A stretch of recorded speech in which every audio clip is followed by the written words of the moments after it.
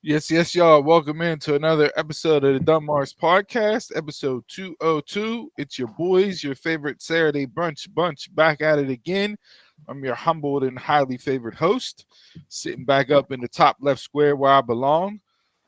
Gentlemen, how we feeling? How we living? What's good? What's crack-a-lacking, as they used to say back in the day? College football Crack-a-lackin'. Saturday. How old are you? I said back in the day. I didn't date myself. I dated the saying. Relax down there. Listen, you old bastard down there. But we're not even. You know what? Screw the intro. We're getting right into it. This dumb Mark down here. You had John Cena balloons and WWE balloons at your 40th birthday party. Did I have them? Yes, you did. It was your party. We were there. We saw it. It's still holding up, huh? They're all that hot air in there. Hot take. I was like, I didn't even know they made them. Hey, I asked your sister. I said, "Did you order those off Temu? Like, where did you even find those?" Like, she's like, "Amazon." I was like, "Oh, Amazon get you for anything. Get you through anything." So They had the old WrestleMania silhouette balloon there too. Yeah. This game was trying to figure out who the silhouette was. Oh, ruthless aggression there. It looked like. The only thing missing was the rapido. Whenever you walked in for the surprise, it's the pyro. That was the only thing that was missing. You guys dropped the ball. Yeah, we definitely did. Did you have a good time though? Did you enjoy yourself? I did. Had a good time. Old as shit now though. Yeah, all Ian's ducked out. I had a hall pass for the night to go out. I come back out of the bathroom and everybody's gone. I'm like, everybody left. Nobody wants to go out and do anything afterwards. So hey, I ended up going, now. This club is too old to be doing shit. So no, that after going out, you want to do after? That's not a part of that. Bro, the party ended at 10. What you mean after? You act like it ended at 1, and I was talking about going to after hour spot. Hey, 10 was pushing it. Well, I ended up going out after calling his name. Yeah, I ended up going out afterwards and drinking whiskey till 1 a.m. So it was a good time. Good night. But yeah, I'm glad you enjoyed yourself. Glad you had fun. It was a nice spot down there. I'm that first time I was ever there. Didn't even know that was back there. I knew of it, but I'd never been there. So. Yeah, when you talking about like back there, yeah, like backwoods next to the river of Pittsburgh was like you cross the tracks and go down a couple more streets. This is like going down the town. You do the same to get to your house.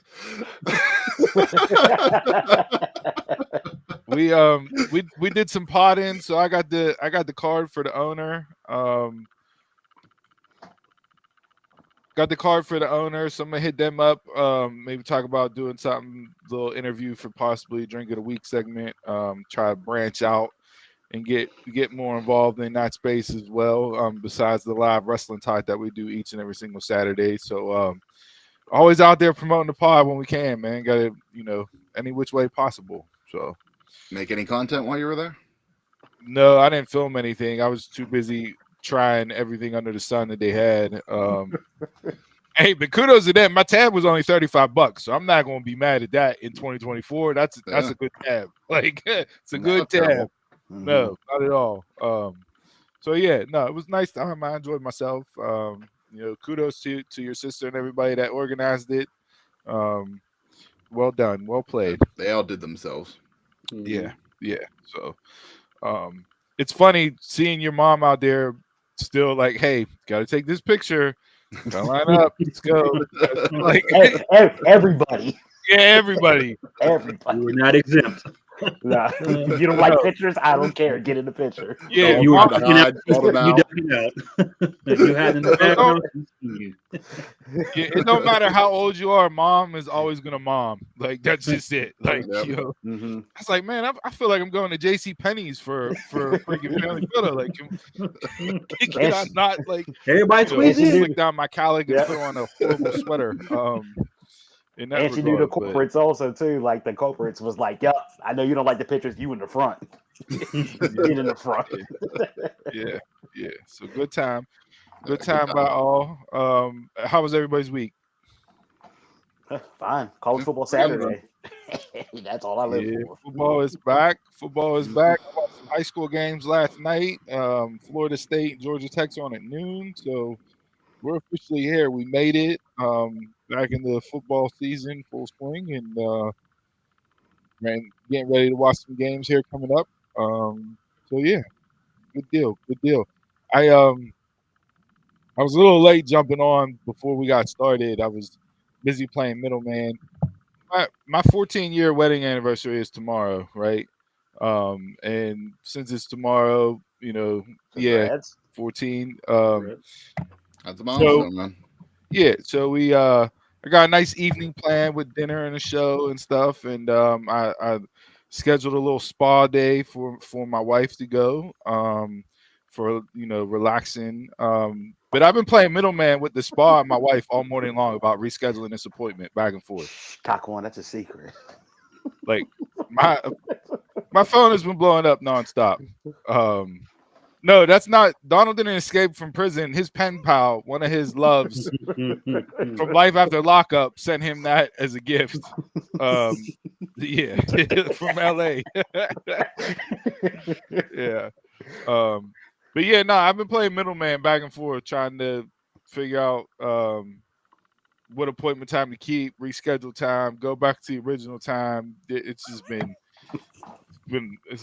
a lot this morning, back and forth. So word to the wise, if you're ever scheduling your wife, girlfriend, significant other a spa day, put their phone number down in the contact information so they can call them directly.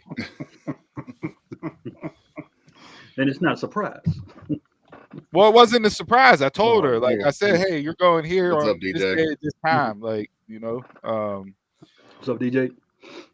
So yeah, but all right, enough of that.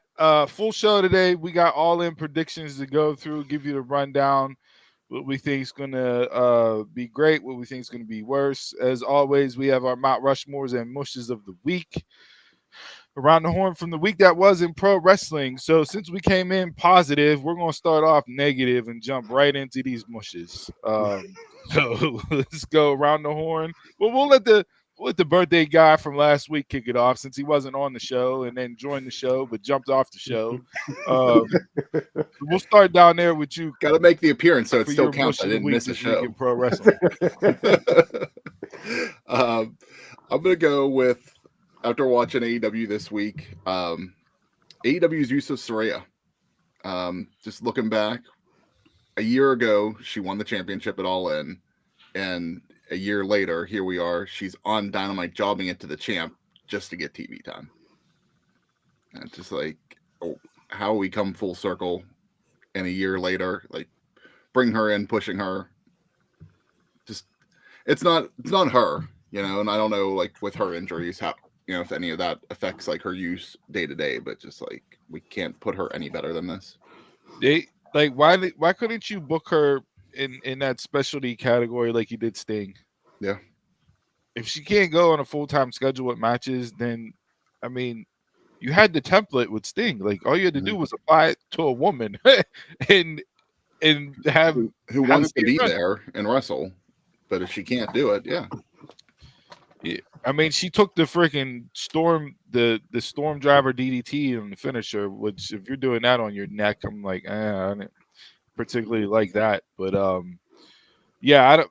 We can do pods and pods and pods as far as booking goes for certain talent. But yeah, that one there, and her contract's rumored to be coming up soon, and don't know if she's going to re-sign, and will she go back to WWE for a final run?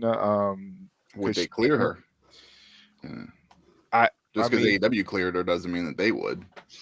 Yeah, that's true. But who knows? It is a little bit baffling that you have somebody like that, but I mean, you can look up and down the women's roster with stuff. As a Sheeta's another example. Yeah, she's been can't miss on the mic in these promos these last 3 weeks. She had a good one last night on Rampage. Yes, she did.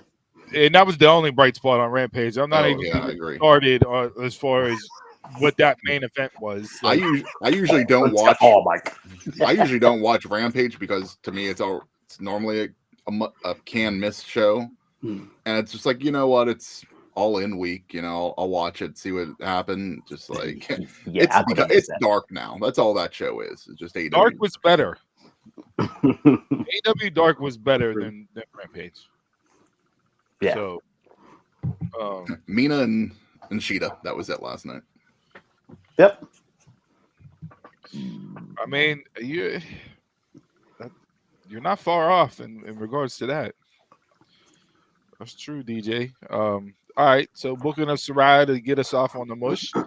Go to your resident felon down there below, the I Love Convicts guy.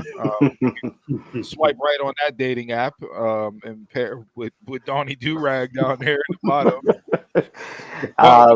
Your mush week. My mush is whoever made the call to have Top Flight as actual pilots. Yeah. Them and Layla Hirsch and Lita Rush together as basically Southwest Airlines. Awful. Awful. You might as well just chalk them up and just write them off as anything. We're going back to characters now, right? Like, like these are extreme gimmicks. Like this is terrible. We talked about this a couple weeks ago where I said, you know, it's like WWE, like NXT's at certain era, WWE's going like that 97-ish era. AEW, there's no reason for them to do that shit. Yo, they came out and I was like Donald, I was like, is this a Spirit Airlines crew or is this Chippendales? What are we doing? Like, it's like I can't even take them serious now. Like I can't take them serious. Like if you pull that gimmick, at least let Layla Gray be the stewardess. Don't do the whole. Yeah. Don't do the whole group. You just ruined Top Flight. And then Leo comes out in just regular street gear. It's just regular stuff, yeah. Yeah, so the gimmick, he was like, I ain't doing that shit. Yeah. He comes out in a outfit. Yeah. I'm just passion on this plane going down. I'm just he said I'm just a passenger. I'm trying to get to my next city. That's it. If you do like some type of like backstage thing, like an actual like vignette of it, like maybe I could understand like if it was like something to play off it to be funny, but like to do that, just to do it, like it made no sense. Like I know like when Tony switched over to this character, it was a hard right and just she started it out of nowhere. Mm-hmm. And then it developed and came into, but like, bro, you can't pull off the Spirit Halloween pilot costume. No, guys bought at the empty Big Lots because they got out of business now and Spirit moved in. Like you can't. Like, what are we doing? It was like I want to know what it's like. I want to know what the think box was of that. Be like, okay, we got a group called Top Flight. They're high action flyers. You know what? Well, I feel like Tony was like, oh, hologram. You know what? Pilots. That's what we're doing with you guys. Pilots. Hopefully it doesn't last. Yeah, I can't take them serious. Like they mean absolutely nothing to me now. Yeah, I thought that was a unlimited potential. About a death nail. You're right, Jake. Unlimited potential. Mm-hmm. Look at their Rampage record. It's 52-0. It's unlimited. They're gonna reach it, but it's unlimited. But they can't win a major fight. I guess their brass ring is 30,000 feet in the air. Is that? Chalk one up for you on that one. That's a good one. All right. Well, man, we're on some serious. Wrestling as a whole could have went up because nothing really captured my attention this week. It was all background noise, but I'm gonna give it to Punk and Drew. That was my second. Dragged on and was just terrible. It had no fight, like no grit to hype up a strap match. Somebody put it side by side on Twitter, and I forget who it was, so I apologize for not giving credit where credit's due. But they split the videos between Punk with the strap match promo and then Punk with the dog collar promo. And the clip from the dog collar promo was he's sitting Indian style in the ring, and he's like, Roddy Piper had his, now I have mine, and it was like yo, you take that, and then this is what you gave. Like, come on, man, what's going on here? Like, yeah, it was not. I'm hoping this is the blow off. I really do. Like, if you have a strap match, I don't know what else you could possibly do. Hell in a Cell. Are you really about to run it back and do Hell in a Cell after a strap match? Like, yeah, We'll the see. story. Yeah, the story's getting stale now. It's getting very stale. And the one thing I will say is, for all the internet wrestling trolls out there on social media, they're like, oh, strap match. Oh, what do you mean you got to touch all four corners? No, that's what a strap match was. Yeah, that's the Yeah. rule. You had to go around and hit all four corners. You had to Yeah, beat you your opponent to the point with the strap where you could drag them around the ring and hit all four corners. It wasn't a submission or a pinfall. WWE just got you so brainwashed into thinking that that's the way that it was. No, the original strap match was touch all four corners. Yeah. Mm-hmm. How Yeah, you much beat your opponent with the strap. Yeah. It's like cage matches. Oh, you win a cage match by pinfall or submission? No, you win the cage back in the match day, you go by over the Escaping the cage. Yes. Yep. like, The man, ref go- never used to be in the ring during a cage match. Yeah. No, it was just two people Yep. fighting to get out. Like, yeah. So yeah, no, I've completely cooled my jets on Drew and Punk. Yeah. Agreed. So I mean, will the match be good? Probably, but like I said, if this isn't the end of it and the blow off, then I don't even know if I would want to be invested into seeing how they get to Hell in a Cell, because now you're just one up stipulation matches, and that's never a good thing. Then you run through them all this year, huh? And then after Hell in a Cell would be a death match, you know. No, get a then it becomes TLC match bracelet on a pole match. That's what it becomes. Bracelet on a pole. Yeah. where it ends. Yeah. Yeah. So I had a mush. And my mush started last Saturday. I had my Mount Rushmore mush last Saturday. Like, regardless of what was going to go on during the week, I had it already set in stone. It was there. But then some news broke this week that made me want to change it up. So originally my mush was going to be title changes. So last Saturday, AAA ran their AAA whatever Triple Mania, whatever year number it is.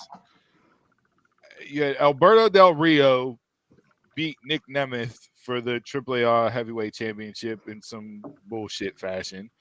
You had with JBL. JBL turning on Nick Nemeth. Like, what? Then you had Satnam Singh and Jinder Mahal. I'm still calling him Jinder, even though it's not Jinder. But you had them win the tag team championship with Jeff Jarrett as the heel because they're in Mexico. But he's one of the biggest babyfaces in AEW right now. And then you had, now this happened, 2 weeks ago, I think, 2 or 3 weeks ago. You had Dustin Rhodes and the Von Erichs win the ROH 6-man titles. Yeah. But then Dustin Rhodes and Sammy Guevara beats the Kingdom for the ROH tag team titles. Makes no Sammy's sense. been gone for 18 months. Yes. He comes back. He partners up with Dustin. They have one match together. And they're tag team champions.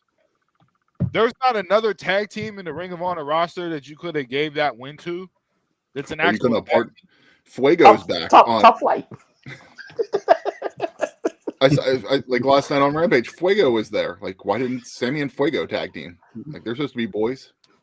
You have Shane Taylor Promotions there. Like, you have teams like, I don't understand what's going on with ROH in that right now. But so that was all just Saturday. That just madness of people winning championships for no reason. Like, didn't Riddle win something?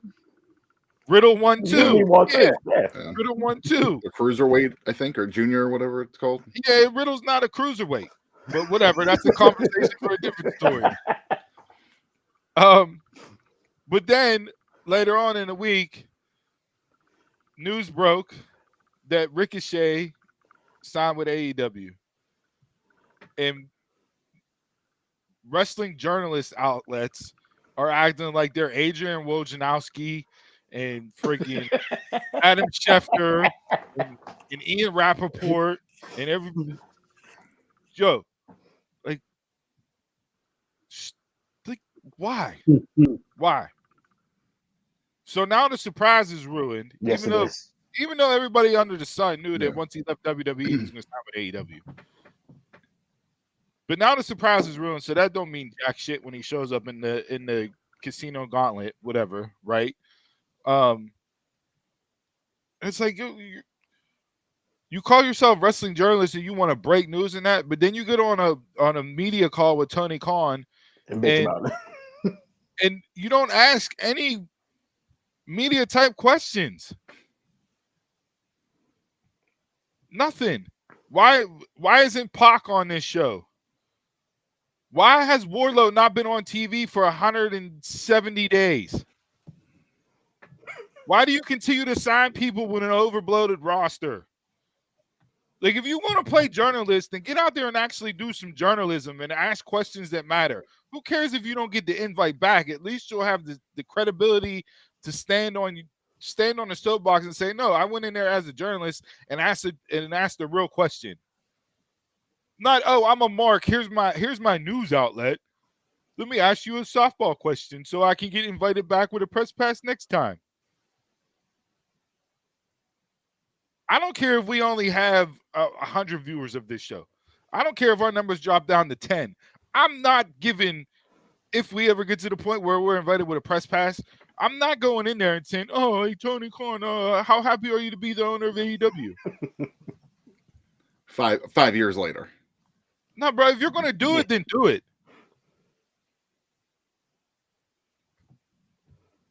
I mean, they do the same shit in WWE on some of those, like, where they just give the softball questions and but then whenever they ask, like when someone does ask a serious question, it's just like, well, I can't talk about that. They get mad, That's the other side of the coin. Like the stuff with Vince and continuously asking Hunter about Vince, it's like, bro, there's an active lawsuit. He's not going to comment on it.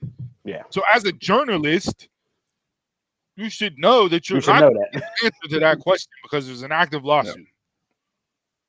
But at least they're asking those questions whenever it does the occasion. When it first broke, great. Like now you don't need that, but you're 3-4 pay-per-views later, PLEs later, and you're still trying to bring it up. And it's like, bro, now you're just doing it to get your name out there because you continue to ask the question. Like what was it? Like one of the last ones, CM Punk brought like donuts out. And it's just like they asked him a donut question. It's like, why are you even asking a question here? Like this so stupid sometimes. It's like you get some of them that are good, and then some of them are just a waste of that hour. No, like the ones that are legitimate and that are good, like your Chris Van Vliet's, like, you know, there's plenty out there, but then there's that handful that are just, you know, being marks and just, oh, I'm a part of the show. Look at me. I'm get to ask a question. Hey, you know, like, how was it winning the title? It's like, bro, that's what you came up with? Mm-hmm. Out of the 40 people that are in that room, you get called on and your question is, how does it feel to win the title? That's all you had in the chamber? Ready to go? It's all about content, man. Doesn't mean it needs to be good content. Yeah, like so that like let's stop with the Wojnarowskis and the Schefters and the Rappaports talking about, oh, look at it's like, bro, it's not like, now you just took away from the show. Yeah, because I knew nothing about it. I still thought he was just free agent, but now. Oh, well, it was behind the paywall. That's the other thing. Paywall. It gets out anyway. I was going to say, it's usually like you might get like a 4-hour break once in the paywall, because then whoever subscribes, they leak it then. Yeah. So that's just like I said. Those two were my mushes of the week this week. There could have been other stuff, but So did yeah. Natalie Shotwell resign? Did who resign? Natalie? Natalia. Natalie. Natalia? Damn. Natalie. Who the hell is Natalie? I haven't. So initially, I saw something that she did resign, but after that, I Okay. haven't heard anything else. So I haven't I heard don't anything. know. She just did the thing for the promo vignette for Germany or for Berlin last night. She did the Okay. voiceover, so I wasn't sure if they had that on file or she's back. I don't. Yeah. I didn't see her actually leaving and going anywhere. She's Yeah, I hope she doesn't. But I mean, soon as like when the rumor was that her contract was expiring, she started putting out like more content like on her own social stuff. So I don't know if she was maybe like getting ready just in case. But yeah, I haven't or heard anything. or if you're gonna kayfabe it, then that's the way to do it as well. Like pump your own social stuff then, so Mhm. you get people to believe like, oh well, Yep. really Those- may be leaving. Like Yeah, so Start it's blurring some that buzz. line. Yep. Yeah. like Becky had the autobiography and she ended the autobiography or the biography show. She ended it with that line of, it's been awesome to be the man, but now I'm going to go be the mother, or however she said it. And you Yeah. haven't heard nothing from her. So it's Mm. like crickets. It's like, what's going on? What's happening? Where's she at? Good. And then, people brought up, oh, well, Britt said, Sasha, you were Mercedes, you were one of four, and I'm one of one, and that means Becky's going to AEW. Playing math riddles. Yeah. Connecting too many dots. People are paying too much attention to Steiner math. Like if that's the line that you drop, that promo, No, yeah. So ridiculous. yeah, that segment alone could have been my mush of the week. Again, another bad segment with them. All right, enough negativity. If you got any other mushes of the week this week for pro wrestling, drop them in the chat. We'll put them up on screen and talk about them. Mount Rushmore's. Chris, what you got for Mount Rushmore? My Mount Rushmore for the week is going to be Okada and Claudio for their match on Dynamite this week. I thought it was a good match to kick off the week, getting started for All In week, and it still left me wanting more. Like they did a great job in the match, but it didn't like over deliver. Like it wasn't, like a 5-star match. It just was good enough for the TV time it got, and if they run it back at some point, I'm happy to watch that again. But here's the thing: they'll run it back 7 months from now, and in AEW stands will go, look, long-term storytelling.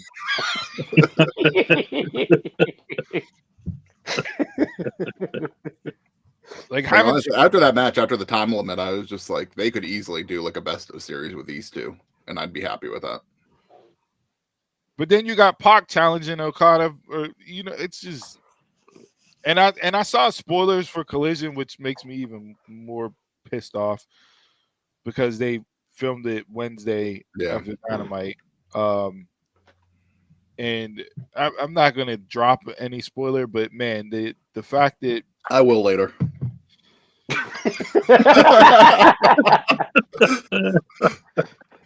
Yeah. So, all right. There's this with AEW. There's just too many number one contenders going after belts and all that stuff, like all at one time. Yeah, too much overlap. Way too many. I agree with you, Donald. Because what do we have? Like, I forget like how because you were building some up for All In, and then some are building up for Grand Slam, Mm-hmm. and then what's the then All Out? You got All Out in 2 weeks, and they're building up for that too. It's like it's too much. Yeah. No, but the match itself was really good. Did not disappoint. So I'm not mad at that Mount Rushmore because that was on my short list of contenders as well. So, all right, Donald, what do you got, Mount Rushmore? My Mount Rushmore is the continuing of character work that Hangman and Swerve are putting out. I love the hell out of it, especially Hangman's part. Hangman with his like psychosis and just everything is focused towards Swerve. I want your title. Nobody's getting in front of me with this title. Hey, Evil Uno, are you in the match? Okay, I'll take you out right now. Just the continuation of character building with those two. And then Swerve's promo at the end of Dynamite was point on. I just loved everything about it. Like those two are keeping me invested in Dynamite on the men's side. Just those two. I'll ask you a question later, Donald, once we get into predictions based off of that Mount Rushmore there. This is not the question I was going to ask, but to tailor and run it back on your character development, is Hangman wrong? In Hangman's mind, Hangman's not wrong. No. Looking at the situation, is Hangman wrong in what he's feeling and how he's acting? No. The man broke into his house, stood over his kid's crib. And Yins love him for that. It made him champion. He's the face, and the guy that got attacked is the heel. Norris live. Yeah, like, and he's still coming out through the babyface tunnel. Like, it's like it is. I like what they're doing with him. I mean, they're doing a great job with like whoever's idea it was to do with Hangman right now. To think in his head that he's the right one and everybody else is crazy. I mean, and then you like character development. You talk about changing it up every so often to keep you fresh, keep you on the forefront, on the minds, which is like what made Jericho so great for all those years until this learning tree bullshit. Like Hangman day one AEW to Hangman now is a completely different character, person. Oh yes, he is. Everything like. Yeah. Even scruffy beard, mustache, like Magnum TA, like in the face, like it's completely different. But it's changed when change is necessary, and change based on story, and change based on what I need to do, where I need to go in order to get the result that I want. So yeah, it's it is great, and it's like you haven't seen him around the EVPs or Okada since the match, because he only joined the match to take out Swerve. Yeah. That's it. So there's at least continuity there as well. Like, yeah, I'll do it, but it's only because I get my hands on Swerve. Yes, he has one focus, just one, one driven focus. That's it. So it's a good one, Donald. Really good call there. All right, Jay, what do you got? I'm going to the world of NXT. Not really feeling the name right now, but I'm gonna go with the Fatal Influence. Sounds too much like Toxic Attraction to me, but their promo to calling out the NIL roster, wrestlers versus these signees they've been signing lately. I'm interested to see where this goes, because it's a debate we have. They can play it out in the ring. Right. Yeah. In which division is that? The best roster in the business. There you go. There you go. Yeah. No, I liked it. I was curious how Fallon was going to actually fit into the group, but her transition has been seamless. Like going from the country Coyote Ugly bartender to sitting on that couch last week, and she fit right in next to JC and Jasmine. Like, Jasmine. Like there was no, she didn't feel out of place. It didn't seem awkward or odd. Like, yeah, no, that those three together, I really like a lot. So I know we've been bitching a couple times over the last few weeks about just putting groups of threes together, but that one, that makes sense as long as you don't go too much into that Toxic Attraction line. Those three I think can do some special things if given the time to gel and come together. Oh. All right. Anything else on that one? My Mount Rushmore this week, again, going back to Saturday, which would have been Sunday. Zack Sabre Jr.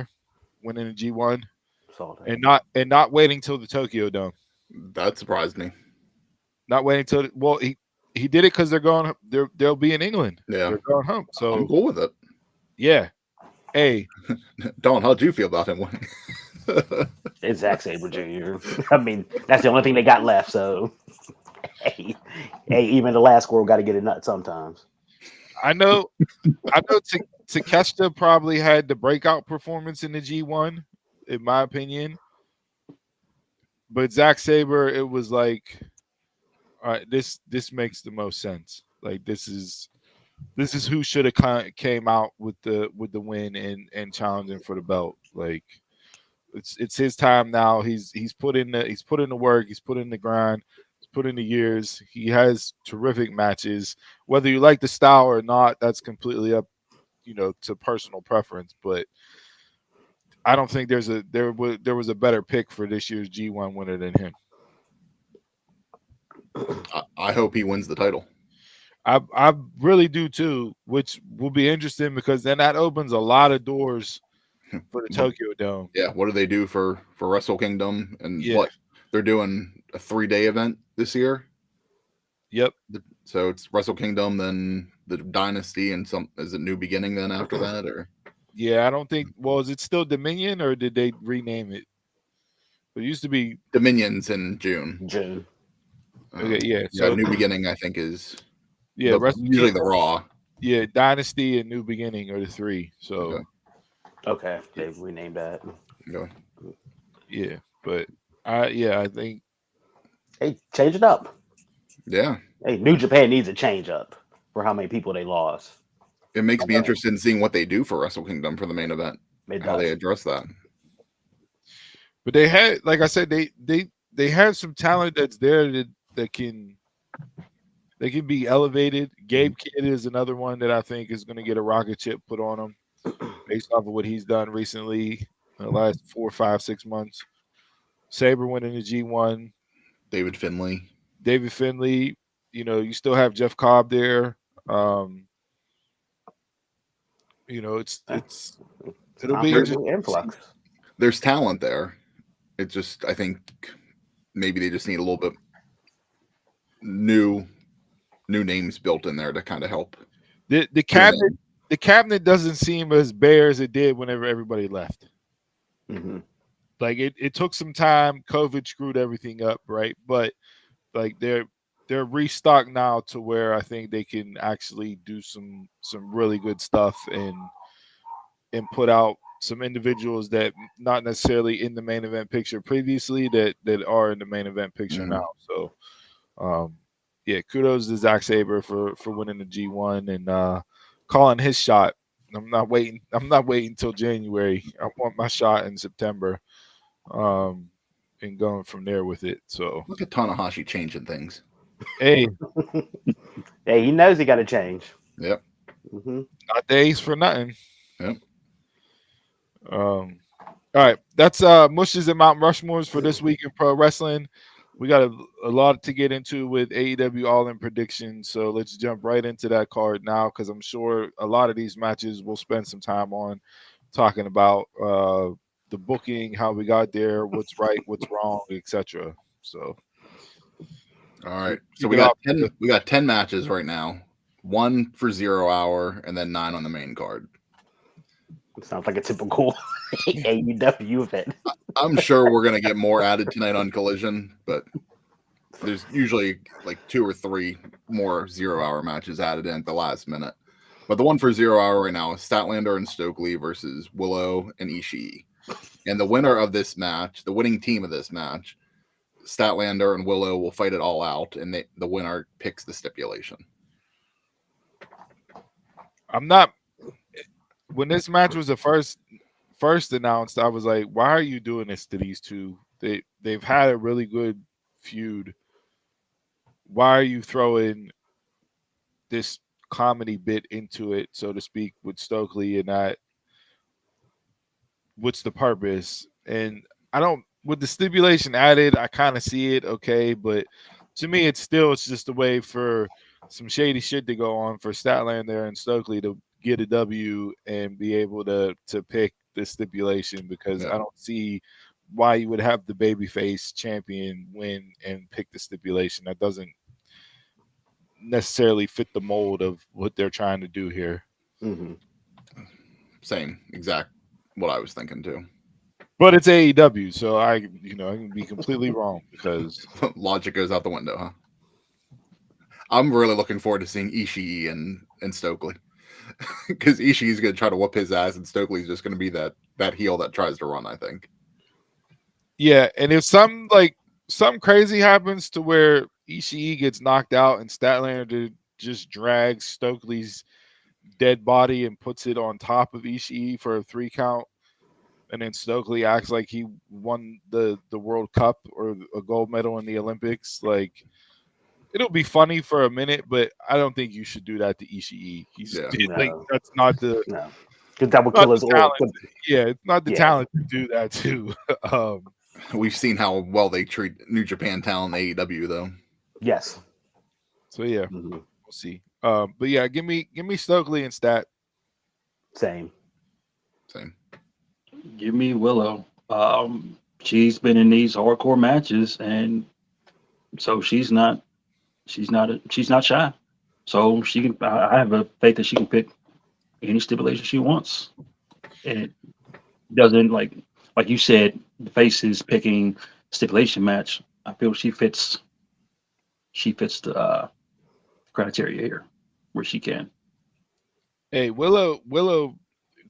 If you want to say quietly or not, I think it's been a little bit louder than just a quiet run, but she's in my running for Women's Wrestler of the Year based off of everything that she's done so far, all the champions she's won, and matches that she's put out there. She's been on Mount Rushmore's quite a bit this year. I think her character work is tremendous. She's not just like the smiley girl that goes out anymore. That's evolved over this year. Like, to Jason's credit of her doing the hardcore matches, showing that aggression. Yep. Jason, I mean, like, I was trying to put the logic in there for Statlander and Stokely. Like, that's where my logic was going for it. But I didn't think, how are you going to have Willow lose at Wembley too? I can't put Stokely over Ishii. So I don't see how that plays out. Do we know, is this a true intergender tag match? Or I don't know if it's like tornado style or if it'll be, men versus men, women versus women. Because I could see them pinning Willow just for extra heat with Stokely. Yeah. And not be, you know what I mean? Like, just like, get him backstage and have him cut an interview right away because it'll be hilarious. Yeah. But I know Stokely's not everybody's cup of tea here, so. I'm a Stokely fan. All right, what's next? All right, on to the main card. Let's get this one out of the way. FTW Championship, Jericho versus Hook. I don't even want to pick this match. I'm like, for all those saying, Jericho elevates young talent. Like, what has he done for Hook in this story? Nothing. What's been elevated, period, in this gimmick? That was a bad segment on Wednesday night too. I skipped it, so Jericho to me is fast forward through, skip his segments anymore. And that's a shame because as much of a Jericho fan as I am, it's unwatchable. And this is another thing that I was going to put on my mush of the week. He's performing a song before the match. He did last year too. So out there and sing your theme song or whatever new song Judas is releasing, and then walk down the ramp to have a match. Oh, just for that, Hook. they got to put the belt on Hook. I'm so over Jericho with this. It's the FTW championship. Just like in previous predictions, I don't recognize it. So next. All right, this one is a little bit of an unknown at the moment. but we're going to go into the Casino Gauntlet match. Winner gets a future AEW World Championship title match. Darby Allin. There's only one. Yeah, Darby already has the title match lined up. He said, Darby with the plot armor. Darby's not in the match, so There's at least only one right now. There's only one. Hangman. Only one person. You mind running off the list? I can't see the bar. Oh, there's no We don't, list. of we don't people. know names. Yeah, Oh, there's no Yeah, list? we Oh, No, there's no there's list. like only a couple added right now. So okay. Yeah, DJ said earlier he thinks Bobby Lashley's winning it.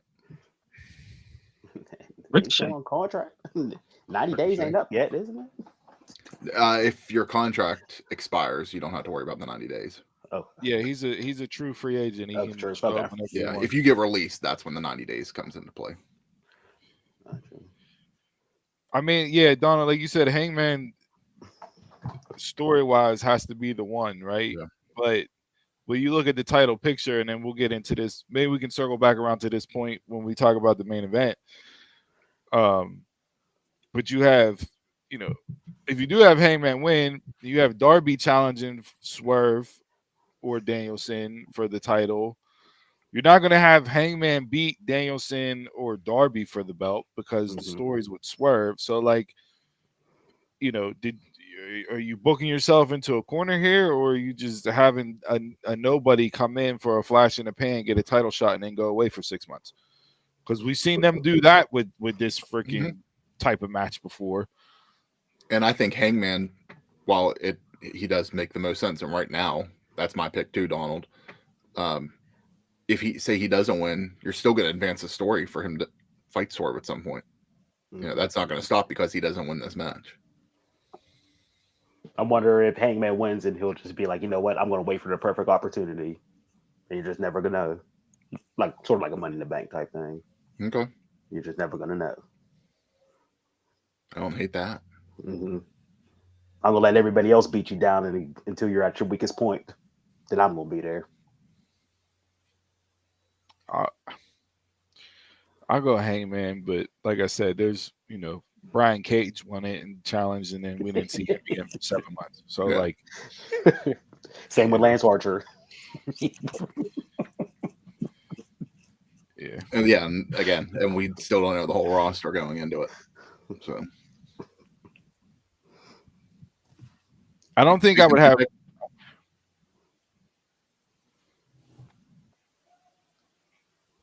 Jason, did you pick? Ricky O'Shea.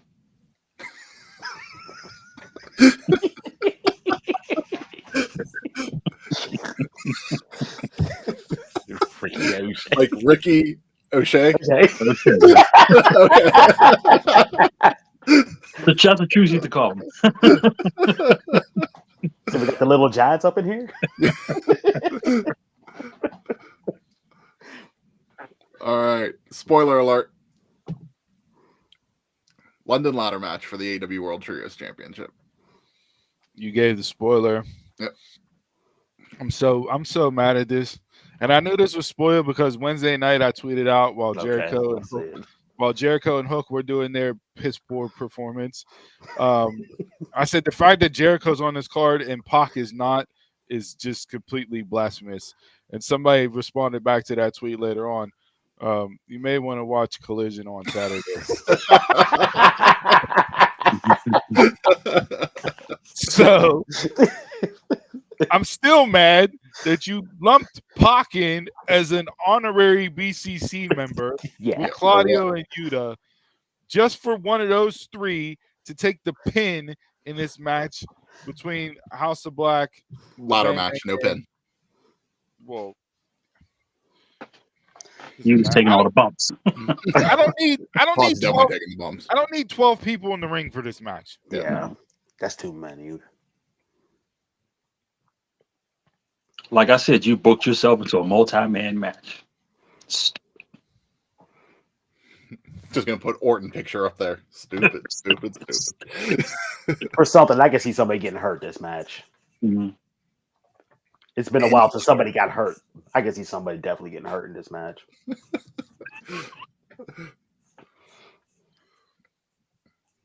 I just want it to be where like the ladders get knocked over and then Christian Cage climbs up on Luchasaurus or Kill Switch's shoulders and they like lower the belt down to Christian Cage. Like Mama Wayne is up in the rafters and she lowers the rope down, so he just reaches up and grabs the belt. Like, give me that type of finish, and I'll pop because that'll fit right into Christian Cage's chair. Yeah. Like, if you see her with the handle. Yeah, Mama Wayne cranking it down. Like, give me that. If you're gonna go with pause. Yeah, if you're gonna go with a 12-person cluster of a match, like give me some just off the wall, outlandish sports entertainment, outlandish finish. That because it's Christian Cage who's doing it, it'll be okay. It'll be okay. Give me that. So, Yeah, exactly. That's what I want. Actually, I talked myself into it. So Jay White back? No. No. He was rumored. They wanted him back for the gauntlet, but he didn't get cleared. He was Okay. He traveled. I don't know if he traveled over for Dynamite on Wednesday or it was the week before they had him in at Dynamite, but he wasn't cleared. So give me what happened with. Like, what was the injury today? I thought it was a knee or a leg, something with his leg. I could be wrong. We'll have our research and development fact check us. Taekwon, you're still out there. Let us know. Give me House of Black. Make them relevant again. Patriarchy. Said House of Black? Yeah. Donald? Patriarchy. Yeah. Let them keep the belts for a bit. If you throw the titles on Pac, Claudio, and Yuta, I swear to God. Let that pop. Let it happen. Does that make John Moxley a trios champ? It does. Freebird rules. Probably. It does. Freebird rules don't count in AEW, remember? That's how we got ourselves in this situation to begin with. Yeah, because they stripped him after he's been injured for 1 week. All right, moving on. AEW TNT Championship in a coffin match. Jack Perry versus Darby Allin. I saw someone post a pic, like the big steel rods that they have outside of Wembley. Mm-hmm. A pic of Darby on there. They go, Darby playing his spot out here. I'm just like, yeah, that wouldn't surprise me. So what? I was just gonna ask, why is this a coffin match? Like, why are we adding a stipulation? Just to add a stipulation. Didn't Jungle Boy ask for it? Yeah. That was Perry who asked for it. Yeah. Again, but why? Like, what? Why are you asking for this match? You're not known for casket matches. You've never had a casket match. Shouldn't why are you have some sort of glass match? Yeah, that would make more sense. But why are you asking? So, what's Darby Allin's other match? He wrestles at Grand Slam for the heavyweight title. Okay, well, on Rampage 2 weeks ago, they said they was booking to some match. They didn't say who it was or what match it was. They just said it could end in a draw. So all of Darby Allin matches matches from here on for the title or draws. Just get it out of the way. Draw. I don't know why they even said it. It was the dumbest thing to say on commentary. This match can end in a draw. How's the coffin match end in a draw? I have no idea. They'll find a way. I mean, both of them fall into the coffin together, and it just shuts automatically. But who falls first? That's who loses. Side by side. Side by side. Yeah. Are you head to head? Are you ready? You ready? Are you going in? Are you going in head to feet? Or are you head to head? No, head to head with another man in any laying down situation.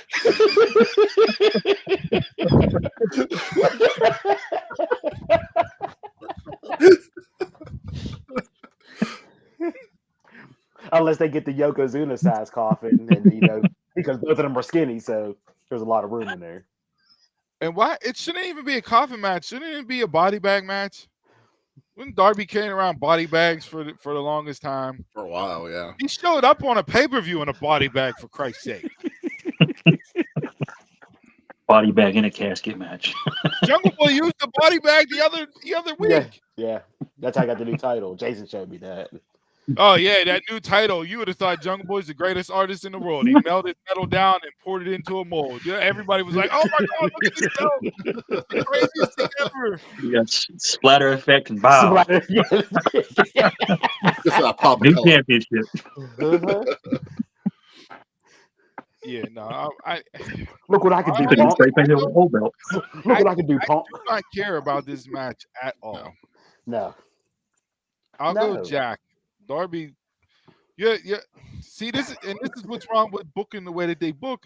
Because if Jack Perry beats Darby, but Darby still has a heavyweight title shot lined up, Yes. what sense does that make?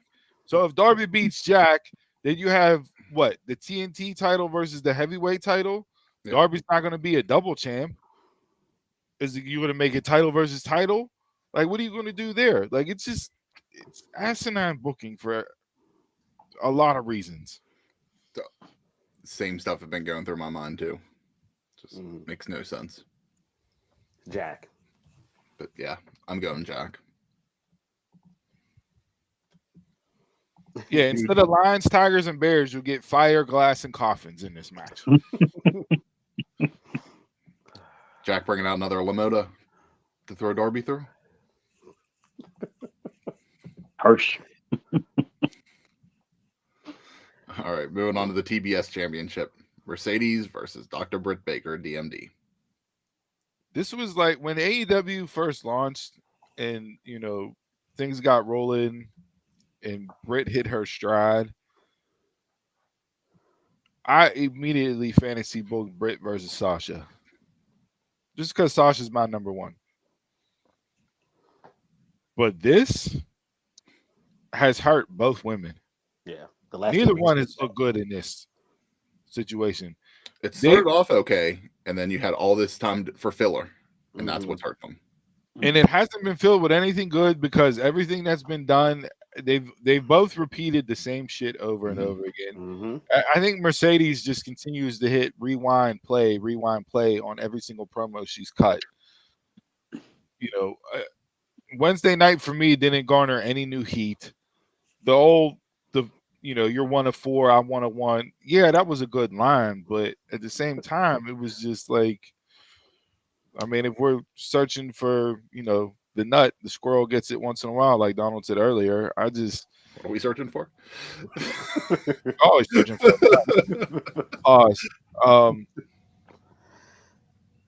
yeah, so to have like one of my true fantasy book matches come true, and not saying that it won't deliver in ring wise, but to have it not get the story to get me even more invested than just seeing them two is just extremely disappointing for me. So I got Mercedes on some screwy bullshit and Camille getting involved, and yeah, I don't think it'll be a clean loss for Britt, but neither one look good in this aspect right now.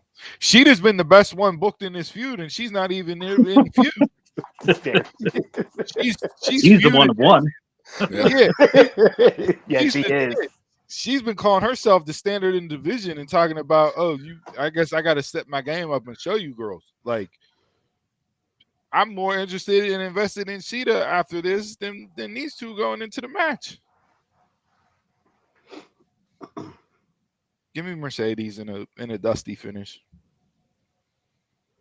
Mercedes, Go Dusty, ahead, Jason. Mercedes, Dusty finish, then you could run it back with a triple threat. Yeah. Mercedes, and I'm just waiting for Camille to take the title. I mean, that's what Camille's for here in this match, to help Mercedes retain. She's gonna do her job. So Mercedes for the win. AEW World Tag Team Championship triple threat: Young Bucks, FTR, Acclaimed.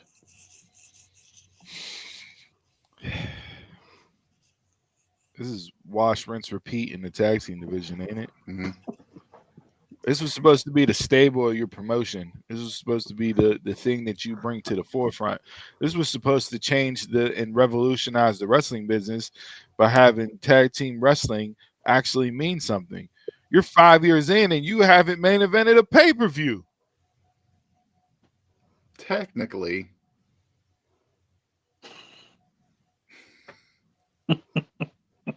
Revolution. That don't count. Tag match that main event of the pay-per-view. Who was in the tag match? Still counts. Yeah, so do Barry Bonds' home runs, but there's an asterisk next to it, right? That's another podcast. I'll pick FTR just because I'm still an FTR mark, but like I have no interest in this at all.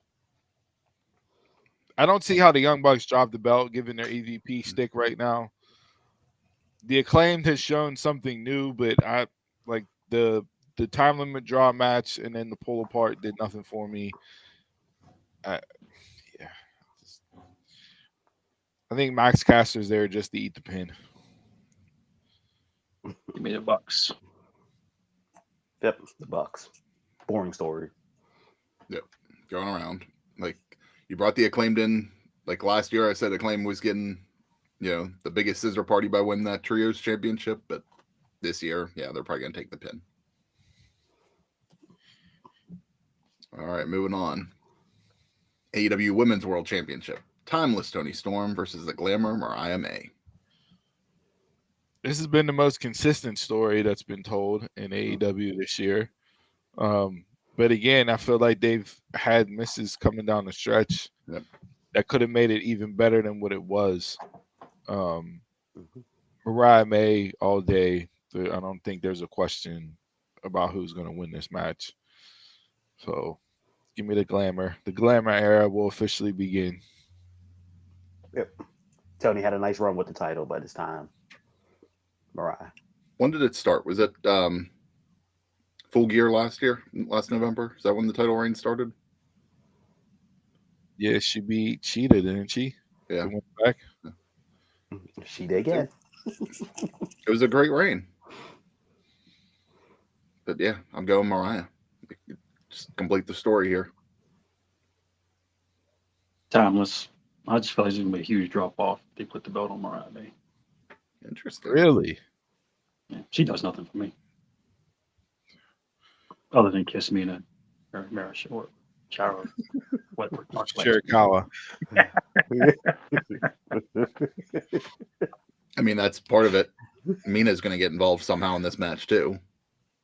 And that'll be Chris's spot of the night. I'll call it now. Match of the night right here. Yeah. Well, you have to wait till we finish this. All right. American Championship, MJF versus Ospreay. Damn, I forgot about this.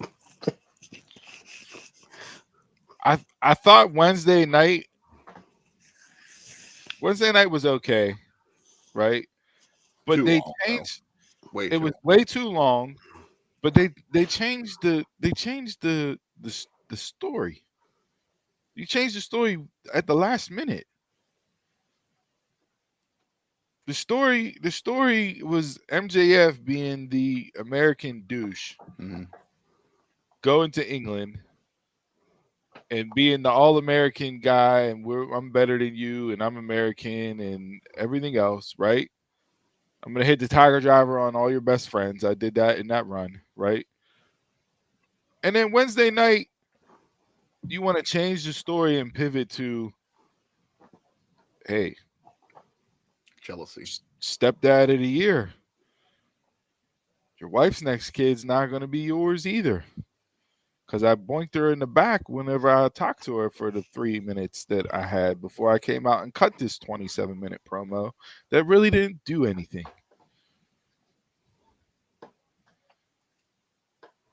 And not only did you give that out there, but then MJF, like you said, jealousy, laid out there his true intentions. I'm pissed because you came in and they stopped loving me. Why wasn't You could have eliminated the whole All-American gimmick, the All-American title. You could have wiped all that off the slate. You just had to. And just had MJF come out after he beat Ospreay. Shady, by the way, right? And that's, pinned him with 2 seconds left. Come out and cut that promo.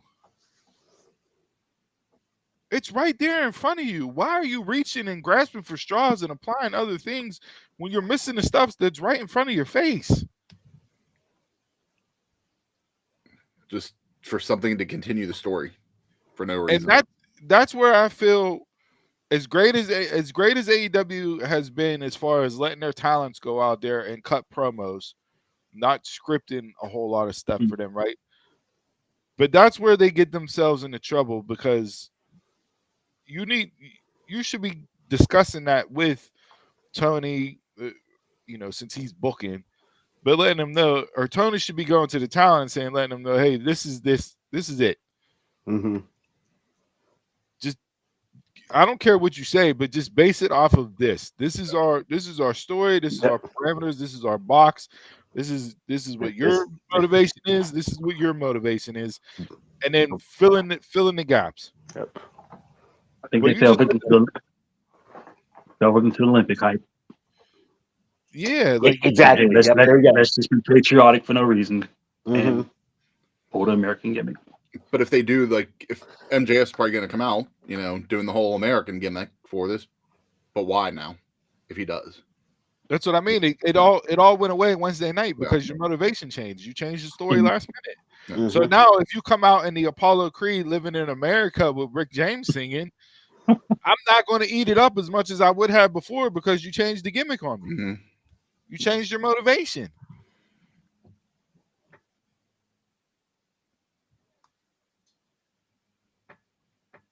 So yeah, I think the match will deliver. I got Ospreay winning. He's not going to lose in Wembley. Are you out of your mind? Ospreay. Yeah. Ospreay. That's why we're here. Ospreay for the win in Wembley. Exactly. Yeah. He wasn't going for the title, so this is the title that he's going after. And I saw that they want this title to be like your true secondary men's title. Then why do you have 2 other belts in the men's division? You have 4 single belts in the men's division. Yeah. Why do you need 4 single belts?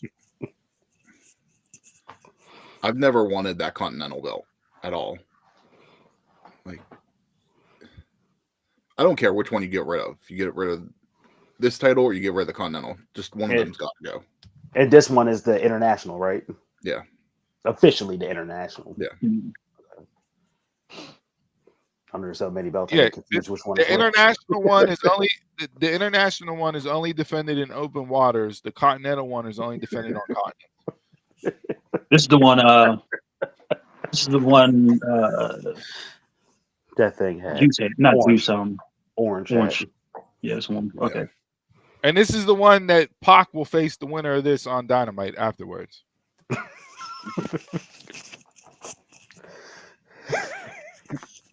Man, they got their opponents lined up.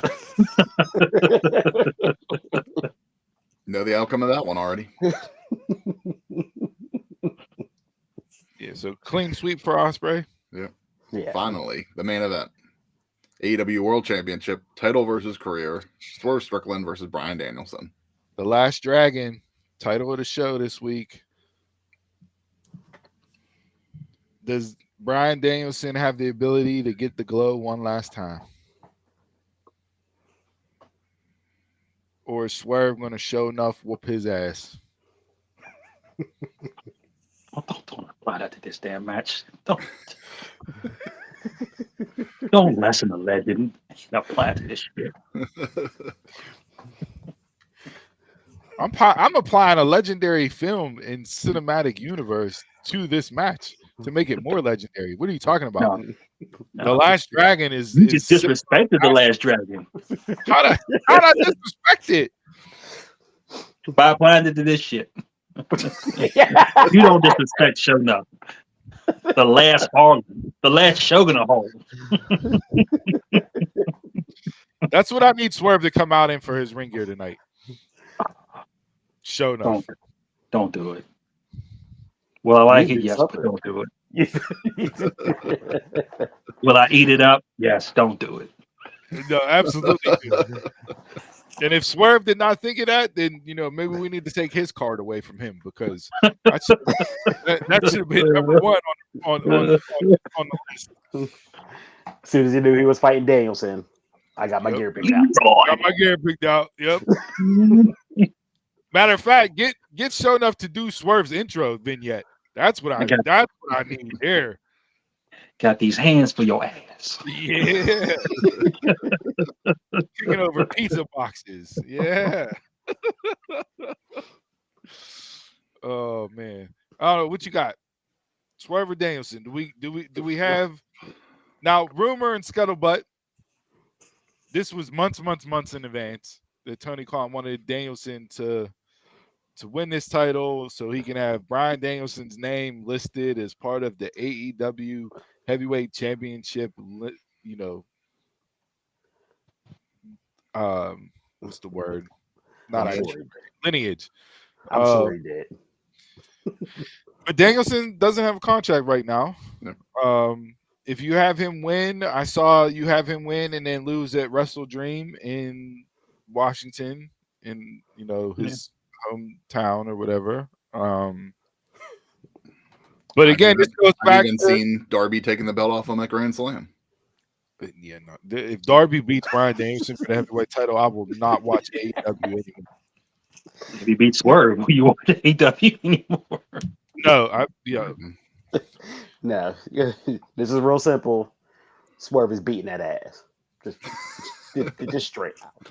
You're not ending your career in Wembley. No. Danielson is just there to put over people now. He gonna get an itch when he get in the ring. The title's on the line. I got creative control. Wow.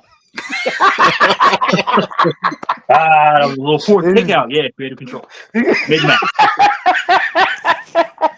Mid-match. He just signed the contract, brother, and then you know what that means. The fourth brother. It was me all along. That's it. But I know we're talking around it. But Donald, this goes back to your Mount Rushmore with the character development for Swerve and Hangman. And you eventually want to get to that Hangman Swerve 3 just because of the blood feud that it is. Danielson winning here, how do you get back there besides having Danielson drop the belt to Swerve, who's also from Washington, I guess. Yeah. Darby's from Washington too. It could be a hometown moment for any one of those. There we go. AEW got a pipeline to Washington. That sentence has never been uttered in any type of sporting aspect ever. In music, yes, not in sports.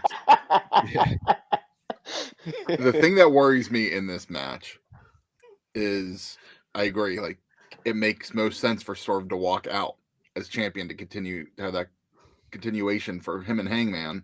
But then I'm sitting there thinking, just like Tony fucking loves his tournaments. Bryan wins the title, tournament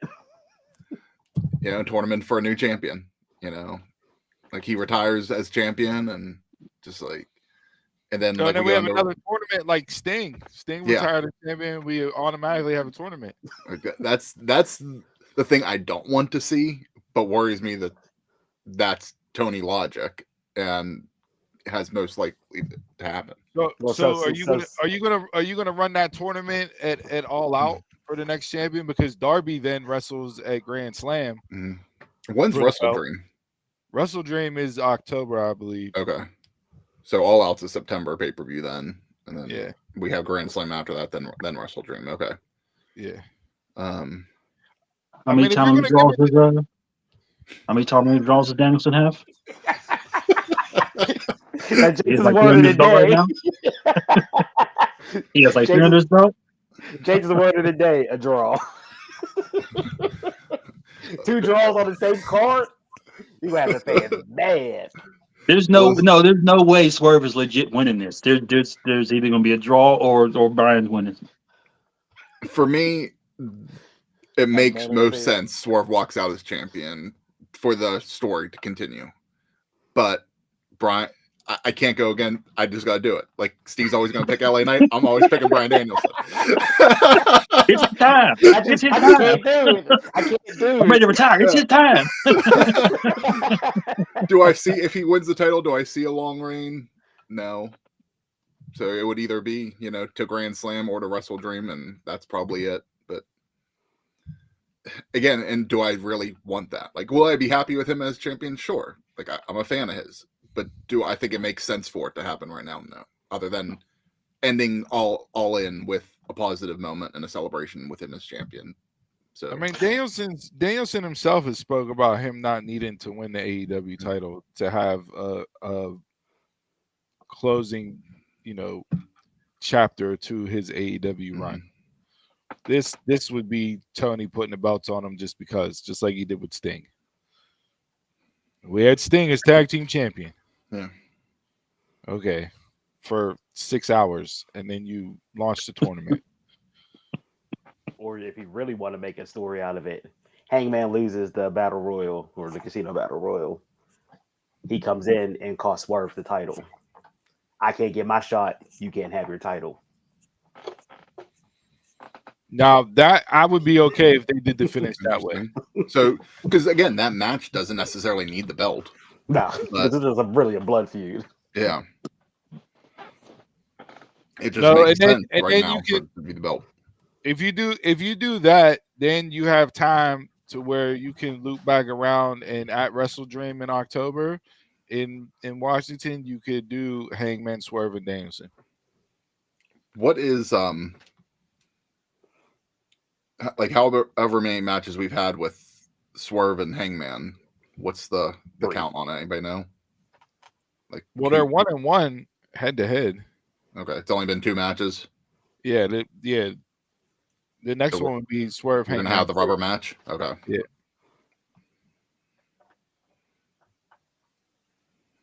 I mean, I don't necessarily like the rubber match being a triple threat if you're going to consider that a rubber match, but I don't know, man. This is going to be interesting what they do here. Like, if he vacates and you do the tournament, it's them two. Gotta be. Yeah, you got your final already. Yeah. You'll have your best storyline through a tournament.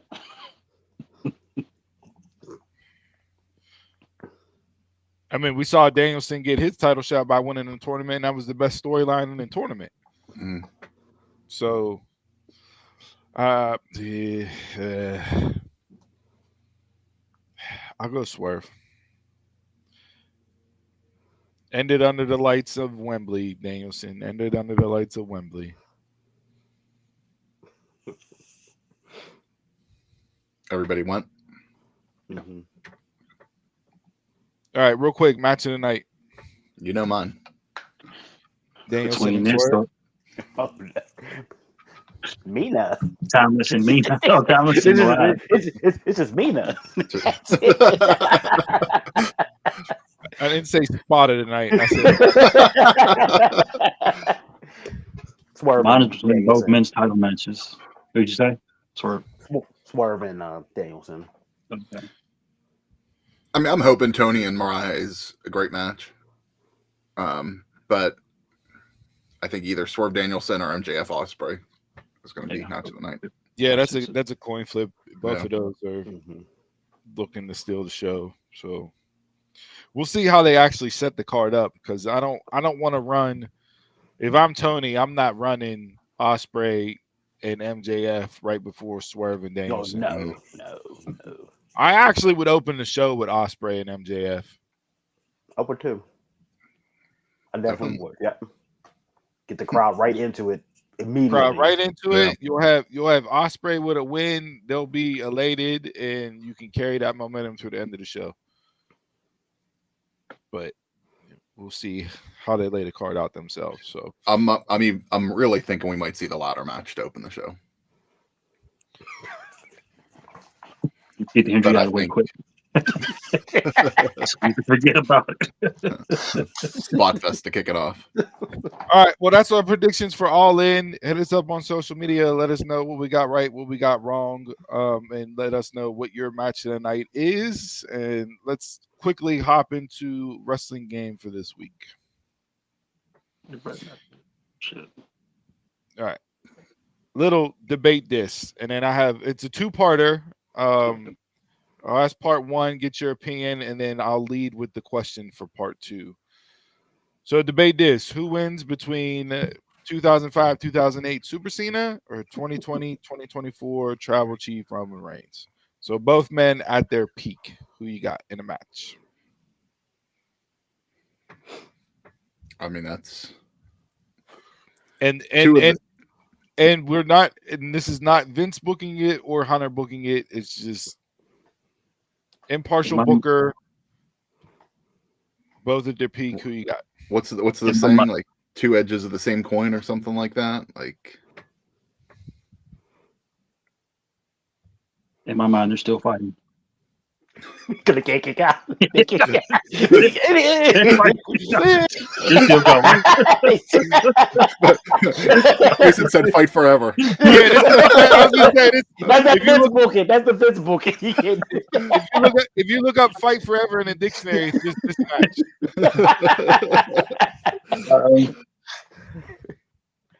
Just straight up one-on-one, no outside interference. No outside interference, straight up one-on-one. Super Cena versus Tribal Chief. Give me Cena.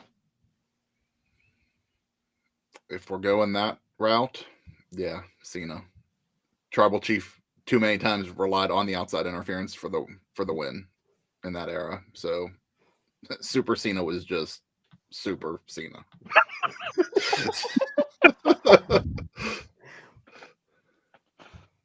I'll go with the Tribal Chief because Okay. within Super Cena, he got caught. It only takes one time to get caught, and Roman will take advantage of that opportunity Roman got the kryptonite, huh? with the spear. Yep. Is that what's in that? Yep. He'll catch him. So the part two criteria for this question, why I asked it the way that I did, John Cena, if you didn't see, was on Shannon Sharp's Club Shay Shay podcast, and really good interview. I thought that's the most open interview I think I've ever seen Cena give. Most open. He was cussing. He was like, it was very refreshing to actually see him be in a space and let the most personality that I think he's shown in an interview, damn near maybe ever. He was Jonathan Cena. It was like you know how like when the Westbury, New Massachusetts, like when Peacemaker was on its run and he dressed up as Peacemaker the entire time, and it was like he was able to just be himself and like could make fun of himself and everything else. Like it was this, but like still sitting in a formal suit. Like, but it came across very, very open, honest, and refreshing. And Shannon Sharp asked Cena, "Who's the GOAT?" And Cena started off with well, you can't really quantify the GOAT. Like, there's so many different things. GOAT of eras, GOAT of age, like depending on what age you are, like who you watch, like all that, right? But Cena said, going on metrics, Roman Reigns is the GOAT. So he's been on top for 10, 12 years. Has main evented how many WrestleManias in a row as far as like LeBron going to the finals. The stock price when Roman started was like $11, $12. Now it's over $100. So if you're accounting for the biggest money draw in arguably the hottest time in pro wrestling, Roman Reigns is the GOAT. And that's coming from John Cena. Mm-hmm. So my question for part two, he's doing his job saying that. Well, yeah, but my question for part two is one, is Roman at a place now where you can have that GOAT discussion and his name has to be included? And two, if you're defining GOAT by metrics and a business's most looked at metric is the bottom line, how do you not put Roman in that category as GOAT?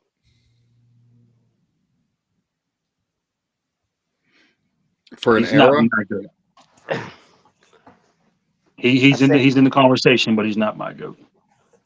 Yeah, he's not my GOAT at all. Yeah. He's a GOAT. I mean, he's a GOAT now. Yeah, I see the metrics and the most money being made and all that stuff. Yeah. But there's all kind of stuff into that. With their public, private. At the time, inflation and all that stuff. Exactly. Yeah. I mean, if you can't sit there and say like the eras of Bruno, Hogan, Stone Cold, didn't mean Cena, anything. and then put Roman there, yeah, I totally could justify Roman being in that conversation. I think Roman's resume, while it's very long and very,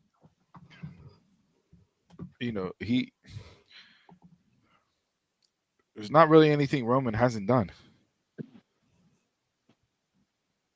Like, when you're looking at the greats, you're talking about, Flair with 16 titles and this and that, right? Like, I mean, nobody's main evented more WrestleManias than Roman Reigns. There's only one person that's had a longer heavyweight title reign than Roman Reigns. From selling out houses to moving merch to elevating talent around you, name a champion that has built up more people than Roman Reigns. Like, I know his career's not done yet, even though it may be cut down some as far as like dates and bookings and stuff, just based on everything that his body has to go through outside of wrestling. It's going to be hard to keep him off that list whenever it's all said and done. When you look at the entire body of work, now you can say bell to bell, he's not my GOAT, but when you encapsulate, there's a lot of bell to bell who's the GOAT who can't do it. Yeah, a lot. Yeah, but no, I couldn't say he doesn't deserve to be on the list. He absolutely does deserve to be on the list. To me, he has. What'd you say? Yeah. To me, the GOAT is Hogan. Yeah. Like Donald said, he brought up the inflation. Just like, if you would go back and do everything, that would be an interesting conversation to have. Like to see like who really has the best metrics. Yeah, Jason, I'm with you too. I'm with Hogan because what happened if during the late '80s and early '90s we had technology like it was back then? Now, back then. Yeah. Stone Cold. I mean, even in that era, to have everything. Because Stone Cold, the end of his run was as a public traded company, not the not the majority of it. And to me, Roman was handed the keys. Like Roman never had to grind to get to the top. Like as soon as he came in, he was in the storyline. I disagree with that. I think Roman had a grind because they pushed Roman to the top, and he had to overcome the fans. He had to fight against the fans and grind for years and years and years until they finally let him be himself when he first started this tribal chief gimmick that finally got him to the point where the fans stopped pushing back against Roman and completely let him in. Yeah. So I feel like his grind was even harder and longer than other people's because of the force feeding that Vince gave him.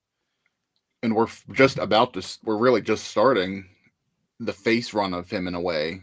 We'll see how it really plays out, if it is a true face run or not. That the fans are going to cheer for him as a face. Right.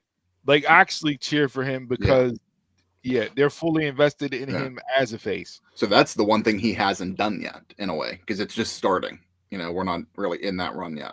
Not getting cheers because he was in the Shield and people like the Shield. Yeah. Like, no, it's actually this is all because of you being Roman Reigns in the OTC.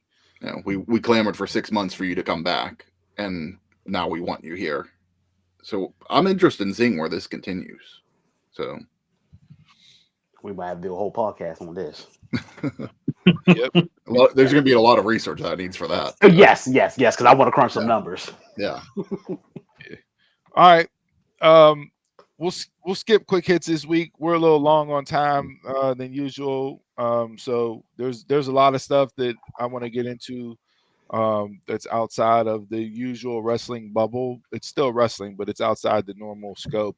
For I think that can be an interesting discussion. So I'll save that stuff for next week when we get into it. So as always, hit us up on social media at DunmarksPod. Email the show at DunmarksPod@gmail.com.